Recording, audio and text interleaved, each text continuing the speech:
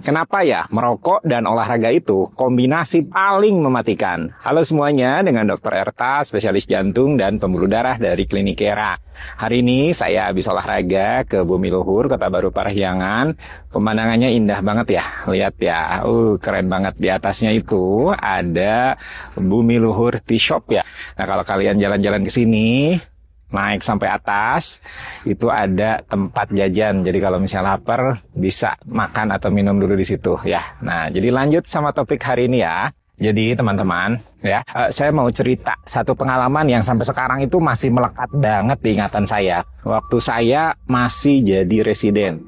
Nah, ini bukan cerita horor. Tapi kalau misalnya Anda perokok yang suka futsal atau jogging tanpa berhenti merokok, ya bisa jadi ini cerita peringatan buat Anda. Karena saya pernah melihat sendiri ya, bagaimana dua hal yang sama-sama populer, rokok dan olahraga, itu bisa jadi duet maut yang merenggut nyawa dalam hitungan detik. Jadi waktu itu, malam-malam di IGD, datang seorang pria, usianya 30 tahun, atletis, kelihatannya sehat ya.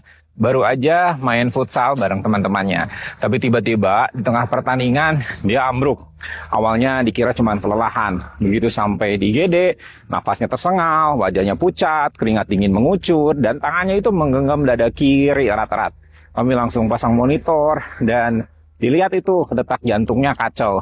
Dalam hitungan menit, jantungnya berhenti. Untung kejadian di IGD. Lalu kami lakukan RJP dan alhamdulillah berhasil kembali ya. Tapi begitu dibawa ke ruang kateterisasi jantung, saya nggak akan lupa tuh pemandangan yang muncul di layar. Ternyata pembuluh darah koroner utamanya itu tersumbat total. Bukan cuma sumbatan kecil yang sering kita lihat ya pada pasien usia 60 tahunan, tapi panjang, padat, dan penuh gumpalan darah segar. Dokter intervensi sampai harus kerja keras ya, menyedot bekuan darah dalam jantungnya satu persatu. Prosedurnya itu lama, tegang, semuanya orang diam ya. Detak jantungnya pasien nggak karuan, berisiko berhenti kapan aja ya. Saya waktu itu berpikir, kok bisa sih anak semuda ini serangan jantung seberat ini ya? Jawabannya itu muncul ketika keluarga datang.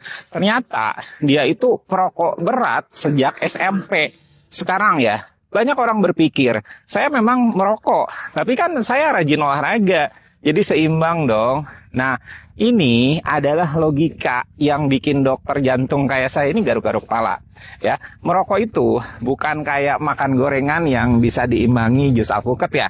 Zat-zat yang ada di dalam rokok, terutama nikotin dan karbon monoksida, itu menyebabkan dinding pembuluh darah jadi kasar dan mudah terluka. Nah, saat ada luka kecil di pembuluh darah, kolesterol dan darah itu mulai nempel. Nah, ini jadi seperti semen yang mengeras ya. Inilah awal dari terjadinya sumbatan di arteri koroner.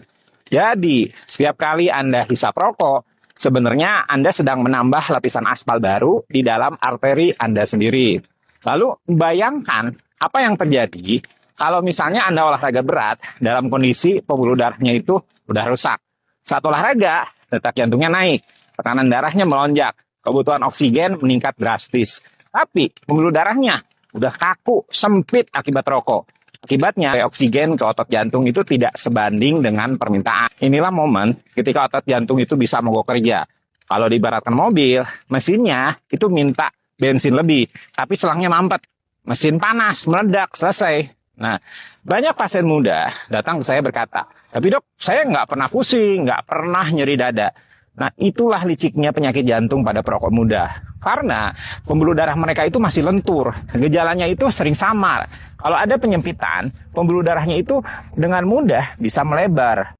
Tapi sekalinya ada pemicu, misalnya olahraga berat, stres, begadang, timbul luka pada lesi tadi, itu bisa terjadi trombus yang terbentuk dengan cepat. Dan boom, serangan jantung itu muncul mendadak. Makanya saya sering bilang, kalau mau olahraga, pastikan bahan bakarnya itu bersih. Percuma ya, punya niat sehat, tapi mesinnya itu diisi asap. Yang lebih berbahaya, merokok itu bikin darahnya jadi kental. Jadi kalau misalnya kamu main futsal dengan kadar nikotin tinggi di tubuh, pembentukan darah itu lebih mudah terjadi. Ini kayak jalan tol yang udah macet ya, masih ditambah ada truk mogok di jalannya. Makanya di banyak studi, perokok yang olahraga berat itu punya risiko serangan jantung mendadak berkali lipat dibandingkan yang tidak merokok sama sekali. Dan yang bikin sedih, mereka sering tidak punya kesempatan kedua. Ini yang bikin sedih ya. Jadi untuk kasus pasien saya tadi, dia beruntung ya, dia masih hidup. Tapi setelah itu, dia butuh waktu lama untuk pemulihan.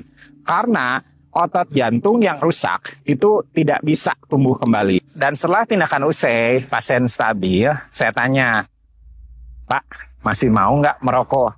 Dia diam lama lalu berkata, saya baru sadar ternyata sehat itu nggak sekedar kuat. Itu kalimat yang nggak pernah saya lupa. Karena banyak orang itu baru menghargai oksigen itu setelah nyaris kehabisan nafas. Secara ilmiah, merokok itu ya menurunkan kadar oksigen di dalam darah. Karena karbon monoksida dari asap rokok itu menempati tempat oksigen di hemoglobin. Jadi walaupun Anda nafas ngos-ngosan waktu olahraga, darahnya itu sebenarnya miskin oksigen. Jadi kalau misalnya Anda merasa kuat lari, padahal habis ngerokok, itu bukan tanda tubuh Anda fit, tapi Anda sedang memaksa sistem kardiovaskular untuk bekerja lembur. Sama kayak pekerja yang disuruh lembur tiap hari tanpa dibayar, ya ujung-ujungnya pasti mogok juga. Saya tahu banyak yang bilang, tapi teman saya merokok tiap hari, sehat-sehat aja tuh. Ya betul, sama seperti ada loh orang yang makan gorengan 3 kali sehari ya tetap kurus. Tapi dalam dunia kedokteran, yang kita bicarakan itu bukan pengecualian, tapi risiko. Dan risiko itu seperti menabung bencana. Semakin sering Anda merokok, semakin besar kemungkinan jantung Anda mengajukan surat pengunduran diri. Jadi kalau misalnya Anda masih berpikir, olahraga bisa menetralkan rokok, mohon ya, dibuang jauh-jauh anggapan itu. Olahraga itu memang sehat, tapi bukan obat penawar racun. Rokok dan olahraga itu bukan kombinasi power couple, tapi duet maut. Kalau mau olahraga, kasih hadiah terbaik buat jantung Anda.